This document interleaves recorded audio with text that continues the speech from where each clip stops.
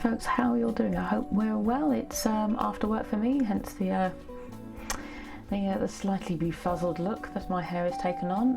I thought I'd go on here today to give a little bit of a show and tell rather than a fabric haul. I don't think you can call fall fabrics fabric haul. Maybe it's show and tell. I'm going to stick with that. Recently, one of my local fabric shops sadly closed. The owners decided to take retirement, and well, I was left bereft. You know, there aren't many fabric shops near where I live. If I want to do a proper shop, I'd have to go all the way up to Goldhawk Road, which isn't a bad thing, but it's a long way to go, and if I want to go I have to plan the day, whereas just popping down the road I could walk it in half an hour, get a bus. It's easy. I don't drive because A, I don't drive, and B, it's pointless driving 10 minutes down the road. Where would I park? Nowhere. So when I was contacted by one of the old managers of Rolls and Rems, I was told that they were opening up a new shop, and I was delighted. They've got a little GoFundMe button to see that, and well, after only a few months of Rolls and Rems being closed, Genny's Emporium Fabric and Haberdashery has opened, and I could not be happier. I couldn't wait. They opened last Tuesday, and Saturday I was down there like a bee to honey. I couldn't wait, and oh boy, I was not disappointed. Bearing in mind this shop has only been open a few days, and you know, they're still sorting out suppliers, sorting out stock. There were some beautiful things there already, and oh my god, am I excited. So, well, I say I was excited, my bank account was a little more than upset with me, but shh, I don't care about that at the moment. Yeah, so what I'm going to do is I am going to show you what I've bought and just talk about what I think I might make with them, but this is a show and tell, not a fabric haul, just so you're aware. I'm going to start with the most simplest, and I can buy plain fabric on it.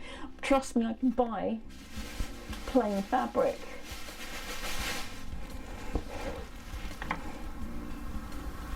I told you it was plain. There we go. This is a lovely bit of shirt, sweatshirting. It's quite a light one. It's got a little bit of fleece on the inside. Not too much stretch, but it's just nice and comfy, and I've been meaning to make a pair of tracksuit bottoms to throw on during the day. Sometimes I don't always want to wear jeans. I need something a bit more comfortable. I don't really want to wear pyjama bottoms because I need something a little bit more day wear-ish. So that is what I've got planned for that. I've bought Craftpreneurs tracksuit bottom and short set, and I'm going to give that a go. I've not bought anything from her before, so maybe watch this space. I think so. Starting to do more dead stock, which I love. It's a good way of using up fabrics that have been ordered for much larger companies, and rather than wasting it, it gets sold on secondary, and you can get some beautiful things there. And also genuine vintage fabrics. Hold that thought. So my next piece, it's plain for me. It's not exactly completely plain, but it's this lovely cotton. I think it's a chambray. It's quite thin. I'll insert some pictures of this and some of the other fabrics just so you can see properly. But what is that? That's a pineapple. This beautiful pinstripe blue fabric is covered in embroidered pineapples. I mean, if that's not a summer shirt dress, I don't know what is. It's lovely. I can't wait to use it. I'll need to line it because it's quite thin, quite see-through, and nobody needs to see any of that. I've got about a couple of meters of this. I can't really remember. It's only Saturday, but no, I can't remember.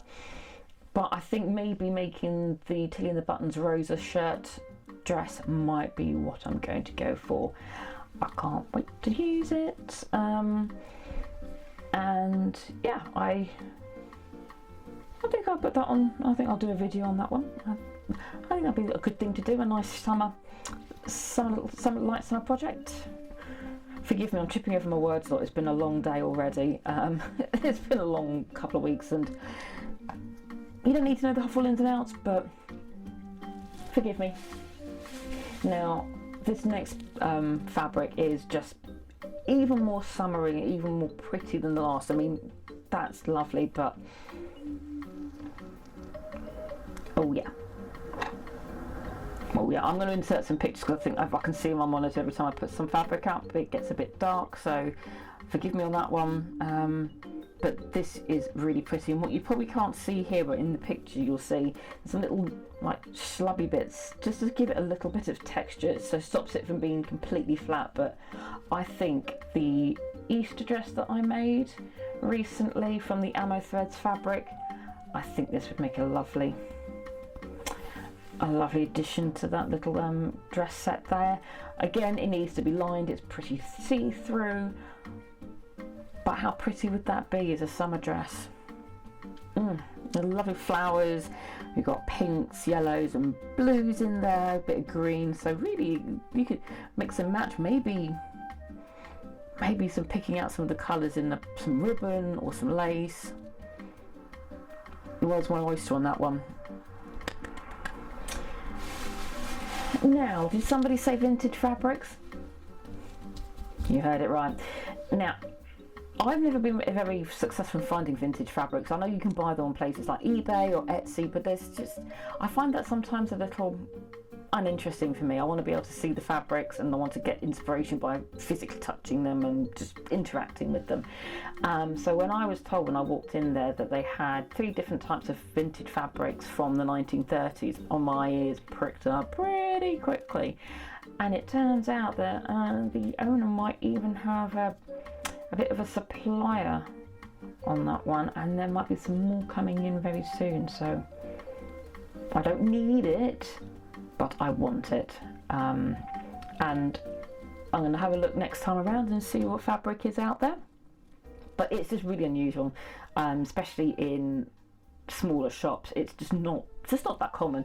So I'm taking the opportunity where I can. And if you do ever find yourself in Lewisham, in southeast London, stranger things have happened at sea, go check out Genny's Emporium. It's just a lovely shop, and the ladies who run it are just really, really friendly. They're happy to talk to you, or they're just happy to chat away. You know, you've got a shared interest of fabrics and making clothes and other crafts. You could just go and while away, you know, a good 20 minutes just having a good old natto, and that's really important for local shops. It's not just a place to go in and out. You know, that's what bigger shops are for.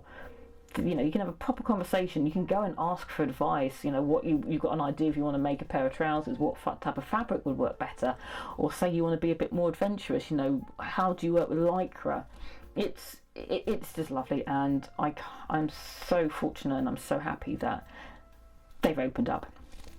So, what is this vintage fabric I'm talking about?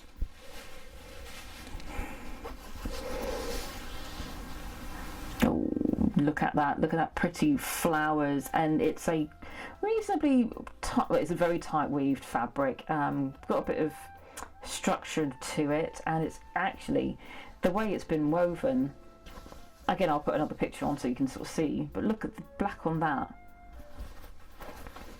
I mean, you can colour block that. I mean, how cool would that be? Maybe having, you know, some trim around the bottom of something, around the edge or something, or some piping in that to go with that. Oh yeah, and you can tell it's true vintage because the width of it is very narrow compared to our modern 120 to 160 wide fabrics. This is very narrow. It's less about a metre. So what would I be doing with this? I'm going to maybe go for some culottes, something that's from the 1930s. I think they'd make a nice pair of reasonably structured. They're a bit like a very lightweight denim, I guess. It's that kind of heaviness to it. I've been meaning to try and find a pair of shorts to kind of wear in the summer. I don't really wear shorts. I'm very self-conscious about my legs, and they need to be at the right level, length. They need to be the right width. Yeah, boring. but I thought maybe culottes might be a good one to try out, and I think making something that's very synonymous with the 1930s out of 1930s fabric, maybe even find a 1930s culotte pattern. Is that a bit too much? I don't know, let me know, is it too much?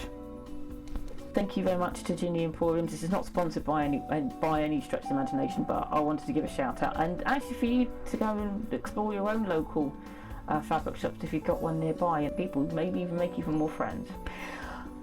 That's enough rambling for me today, I think. I hope you enjoyed that very short video. If you do, like, share, subscribe. So anyway, that's the doorbell. I've got to go. Crazy Cat Lady Productions, unoriginal idea. Goodbye.